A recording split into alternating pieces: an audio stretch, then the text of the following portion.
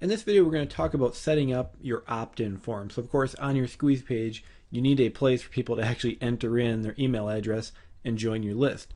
So in Aweber, that's called a web form. So you just click on the web form icon up there, and then we can simply click on create a new web form. Now with Aweber, they have a lot of different templates. I personally like to use something as clean and basically blank as I can. So in Aweber, I'll usually go to popular and just choose the basic template, and then we'll load that. I want as little stuff cluttering up the opt-in form as possible, so I get rid of the footer.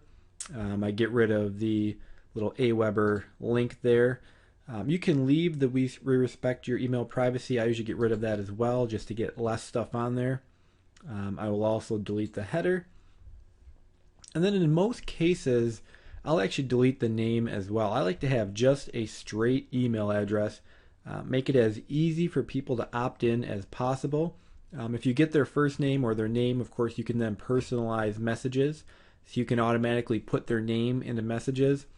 I've seen a decreasing effectiveness of that with personalizing messages. So in most cases now, I will actually delete the name as well and just simply ask for an email, because again, I want it to be as simple as possible. One thing I also like to do is, you can see right here the email in the form, it's all kind of small, so you can actually just drag this to increase the size. You can also click on here, let me get rid of that. If we click on the labels, we can actually increase the font size, so maybe we make it 18, maybe we even bold it. So you can see I just want this opt-in box to stand out as much as possible. Another thing we can do is, if we hit the drop down box here and we click on the submit button, if I click on advanced over here, I can actually specify a button image. So if we look back at the example I had shown you, there's a custom button here, and that's just simply by going in here and uploading my own custom button. So you just find a nice little button, upload it to your hosting account. You can pop it in here, and then it'll actually change the plain submit button to something a little more effective and attention grabbing. You can also click on edit, and I can change this, so I can say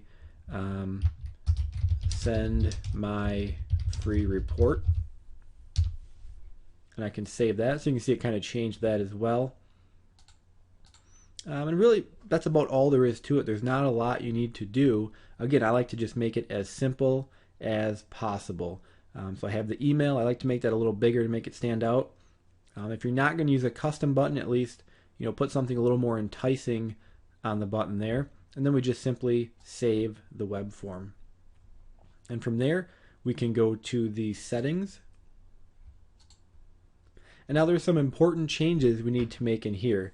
So the first off, we have the thank you page. So this is where they're going to be sent right after they put in their email address. So if you're using a one-time offer or some sort of offer that you're going to sell them, it's critically important that you go to custom page, and then of course you want to enter in the address of your offer page. So wherever you set up that page to sell them something, you want to make certain that it is in there. We also have an already subscribed page, so if somebody comes to your squeeze page for a second time and enter in the same email address, what the basic version will do is Aweber will just have a message saying, oh, you're already subscribed.